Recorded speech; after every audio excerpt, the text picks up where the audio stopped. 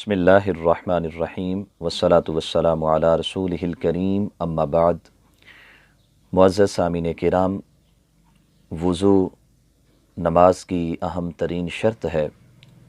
اس کے بغیر رب ذوالجلال نماز کو قبول نہیں فرماتا۔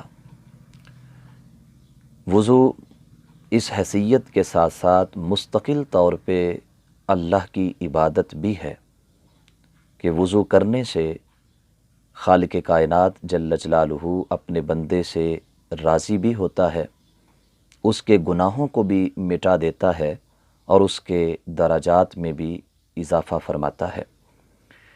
ایک حدیث کے مطابق جس وقت بندہ مومن وضو کر رہا ہوتا ہے اور وضو کا پانی اس کے اعضائے وضو سے جدا ہو رہا ہوتا ہے تو خالق کائنات جل جلالہ وضو کی برکت سے پانی کے ان قطرات کے ساتھ ساتھ ان اعضائے بدن سے ہونے والے گناہوں کو بھی دور فرما دیتا ہے۔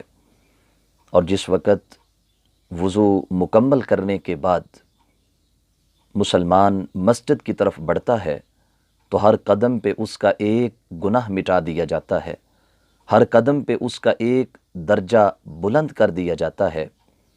سید عالم نور مجسم شفیع معظم صلی اللہ علیہ وآلہ وسلم نے وضو کے بعد چند دعائیں تعلیم فرمائی ہیں۔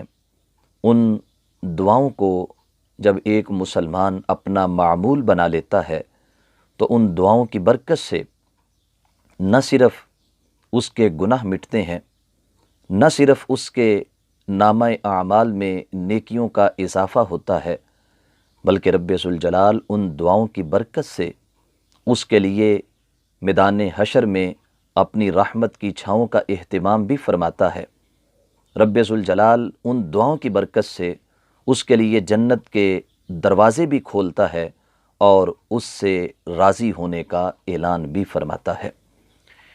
وضو کرنے کے بعد وضو خانے سے مسجد میں جانے تک کا جو سفر ہے، فاصلہ ہے، اگر ہم ان دعاؤں کو اپنا معمول بنا لیں تو میرے خیال سے وضو خانے سے مسجد میں داخل ہونے تک کے اس فاصلے میں اور اس دورانیے میں ہم ان دعاؤں کو اللہ کی بارگاہ میں پیش کر سکتے ہیں۔ اگر ہماری توجہ ہو، اگر ہماری اس معاملہ میں توجہ ہو تو چند سیکنڈ کے اندر ہم یہ دعائیں اللہ کی بارگاہ میں پیش کر سکتے ہیں۔ ان میں سب سے پہلی دعا وضو کرنے کے بعد کلمہ شہادت اشہد ان لا الہ الا اللہ وحدہ لا شریک لہ واشہد ان محمدا عبدہ ورسولہ ہے۔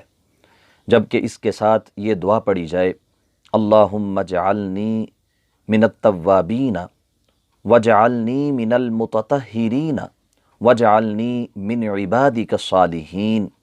اس دعا کی فضیلت یہ بیان ہوئی ہے کہ رب ذوالجلال اپنے اس بندے کے لیے جنت کے دروازوں کو کھول دیتا ہے۔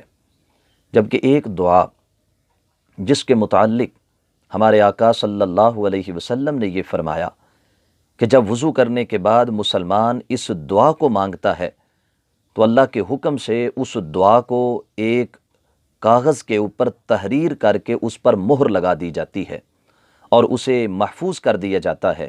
کل قیامت کے دن جب اولین و آخرین جمع ہوں گے اور لوگ اپنے حساب کے لیے اللہ کی بارگاہ میں حاضر ہوں گے تو وضو کر کے یہ دعا مانگنے والا جب اللہ کی بارگاہ میں حاضر ہوگا اور اس کے نامہ اعمال کو جب میزان کے اوپر تولنے کے لیے پیش کیا جائے گا تو اللہ کے حکم سے اس کی مانگی ہوئی وہ دعا جسے کاغذ پر لکھ کر مہر لگا دی گئی تھی، اس کی نیکیوں کے پلڑے کے اندر داخل کر دی جائے گی، اور بلا شبہ رب ذوالجلال اس کاغذ کی برکت سے نامہ اعمال میں اس کی نیکیوں کے پلڑے کو بھاری فرمائے گا۔ آئیے اس دعا کو سماعت فرمائیں۔ بڑے ہی مختصر سے انداز میں ہمارے آقا صلی اللہ علیہ وسلم نے یہ تعلیم فرمائی ہے اور بڑے مختصر سے وقت میں ہم اس کو ادا کر سکتے ہیں۔ سبحانک اللہم وبحمدک اشہد ان لا الہ الا انت استغفرک واتوب الیک۔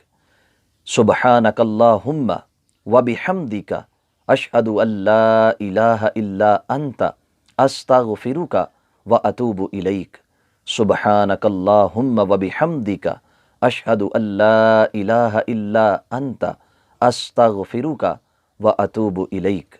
دعا ہے خالق کائنات جل جلالہ ہمیں 5 وقت نماز کو باجماعت ادا کرنے کی توفیق عطا فرمائے، اور جب ہم وضو کر رہے ہوں اور وضو کے ادا کرنے کے بعد رب ذوالجلال ہمیں ان دعاؤں کو خلوص کے ساتھ اپنی بارگاہ میں پیش کرنے کی توفیق عطا فرمائے۔ وآخر دعوانا ان الحمد للہ رب العالمین۔